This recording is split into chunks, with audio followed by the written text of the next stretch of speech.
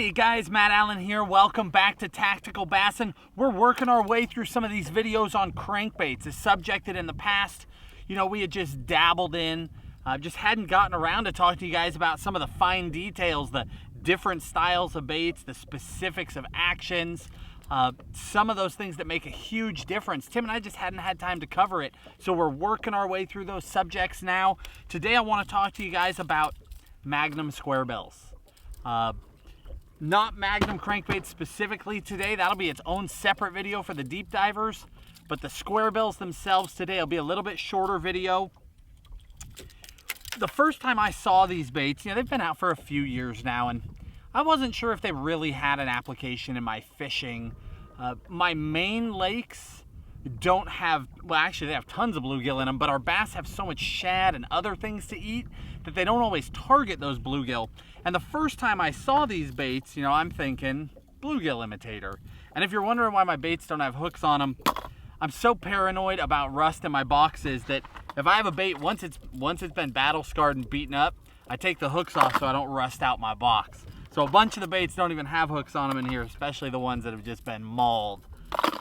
But going back on subject here, when I first saw these, I thought it was a bluegill thing. I couldn't have been more mistaken. It took me a little while to latch onto them. Once I wrapped my mind around it, once I put some time in and started catching fish on them, it just started clicking. It started making sense. There are a handful of companies that have jumped into the category. There are really 3 that I fish consistently. Let's just jump into the specifics of the baits, what I think they're best for. The first one is that Strike King, the 8.0. I throw it in a bunch of colors. You have chartreuse blue, craw, the shad patterns.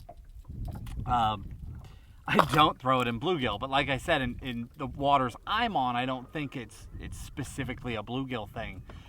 These baits, they just represent that larger profile. So if your bass are chasing large shad, if they're chasing crappies, bluegills, if they're chasing, I don't know what else, all kinds of larger bait fish, shiners, it's a natural place to go. But where I actually had the Strike King shine the best for me, I was out on the California Delta, and the Delta as a whole is a shallow water fishery. But what I can do with this bait that I can't do with others is slow roll it. Most crankbaits, if you go slow, they just don't have anything. But this bait, because of its size, it's got such a wide wobble that you can actually really slow it down. And it shines early season when that water's still cold. I just slow roll that bait through the tulies. Because it is a squarebill, because of its bulk, it will push its way through tulies, bulrushes, thick cover. It'll just spread the weeds apart and just walk its way through. You can fish it really slow when that water's cold before that reaction bite really gets ramped up, and they will commit to that bait, and it's big bites. So even if your fish aren't targeting those giant bait fish specifically, when it's slow moving, when it's right in their face, and that water's cold and it's an easy meal, they can pin it up by the surface, it's too easy. That's a deadly option. The second one, that Megabass, the Megabass Grenade, and actually that one I do throw in a bluegill profile. I do have a few places where they'll eat that. But that one is another, it's big, it's wide, side to side and top to bottom. Very, very wide bait. That bait I just use to cover a ton of water. It's throwing water, huge movement. It's almost like a crossover to swim bait fishing, really. But you can do it so much more efficiently. You can do it fast. I love that one. And then the other one that I throw is going to be Lucky Craft. And the Lucky Craft, I throw it in both styles. The Lucky Craft comes in 2 sizes. One is just slightly larger than the other. We throw both. One has size 1 or 1/0 hooks. The other one has 2/0 hooks. The Lucky Craft, again, my primary time with these baits is springtime. That's when I've seen the best success, that pre-spawn. I'm sure there are guys that are whacking them on them right now in October, but I'm not. For me, it's a springtime deal, but every fishery is different, so you need to try them. You may pick it up tomorrow, go to your lake and just wreck shop, whereas I'm waiting for my bite to turn on. But that Lucky Craft, for the size of the bait, has very little pull, very little resistance. So I'm able to just grind that thing and fish it hard. Complete opposite of how I like to fish that Strike King. At Strike King, the niche in my mind is that slow roll. And again, you can burn them for sure. But for me, in my fishing, I'm just sharing my experience, that slow roll is the deal. The Lucky Craft, the opposite. I am burning that thing hard. Burn, pause, bang a piece of cover, stall it out. It's got that slow rise to it. Big bites. That's all I can say about that one. The first fish I ever caught on it was a 9/8. That was when the light bulb went off that I was blowing it. They flat get it done. One thing I do want to add with those deeper, the larger Squarebills, especially that bigger Lucky Craft, something this bait does that essentially was a non-existent category before is this bait runs deep. I mean, it runs just like our deepest deep divers of 10 years ago.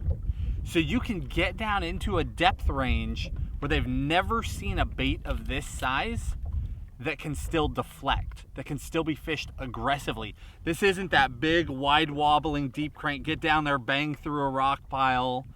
This is coming in hot, clipping rocks, kicking sideways, deflecting, fast moving.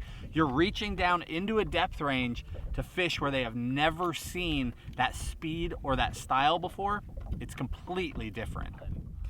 What's nice about all these baits, they've got giant hooks. So you do need to upgrade your hooks. And like everything, we'll give you links in the video description to all these baits, to the hooks to switch to, the split rings you need to be throwing, because it is big gear, it's big fish, you need proper equipment. But what's nice about them is even though they're big baits, you can still throw them on your crankbait gear. You don't need dedicated rods for these. You're not throwing it on a swim bait rod. It may be a giant bait with giant hooks, but you don't need a swim bait rod. You throw it on your heaviest crankbait rod. My best success has been with the Dobbins 805. It's an 8-foot 5-power. It's like a 8XD, 10XD deep cranking rod. Also threw it a ton this year on this one. Ironically, it has a little tiny micro Squarebill on it at the moment. But that 7.6 Zodius is another one that I've really been able to throw it on.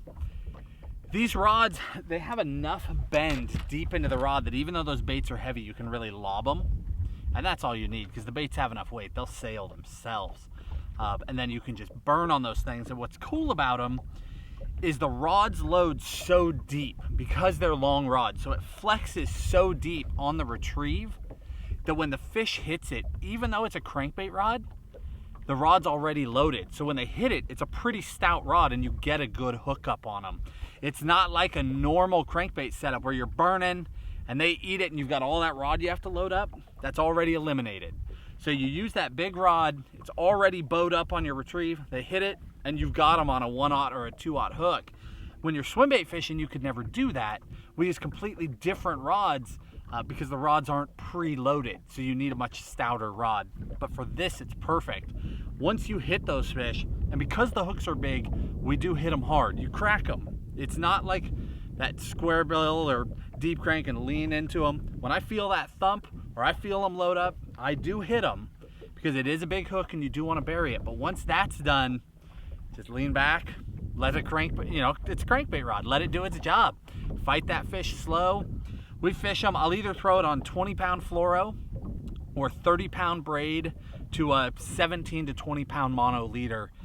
The difference there is if I want to be reactive, if I want to be ripping and popping that bait, I'm absolutely going to go braid to leader. I don't think the mono matters at all from a visibility standpoint over fluoro. Doesn't matter at all if there was a shock absorber for that braid. But with braid, you can stop and go. Tim's talked about this before, and you get a true stop and go. If you're running fluoro and you try and do stop and goes, you have stretch in the line. The bait never truly stops. It's running, you stop and it slows down, and then you're going again. Braid, it'll stop. The fluoro, if you're on that slow roll retrieve and you're waiting for those fish to just come up and get it, then it's perfect for that 20-pound fluoro. As for reels, reel comes down to which style of fishing you're trying to do. When I'm doing that slow roll cold water thing, I like that slower 5-to-1 just crawl in that bait. When you do get a big one and they're in the tulies, you've got a lot of torque there to keep those fish moving. Now, as we start getting into those deeper baits, because they don't have a lot of resistance like a deep crank, you can actually get away with a really fast reel. So I prefer to throw them on a 7-to-1. A really fast reel, you can grind them down, get them down onto those rocks, and then if you need to slow down, you can just slow your retrieve. But if you're gonna be doing that slow approach early season, that slower reel is absolutely the way to go. And we'll give you links to the specific reels that we like to use as well down in the video description. I hope those tips help you guys. It's a different category. It was kind of an overwhelming category for me in the beginning. I wasn't sure it was a bait that even fit a niche for me, and I was so wrong.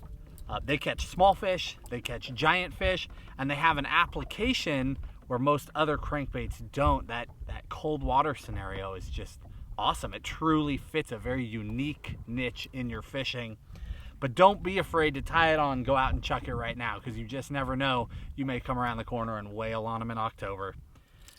We hope you enjoyed the video, guys. Hit that like button, subscribe to the channel, and we'll talk to you soon.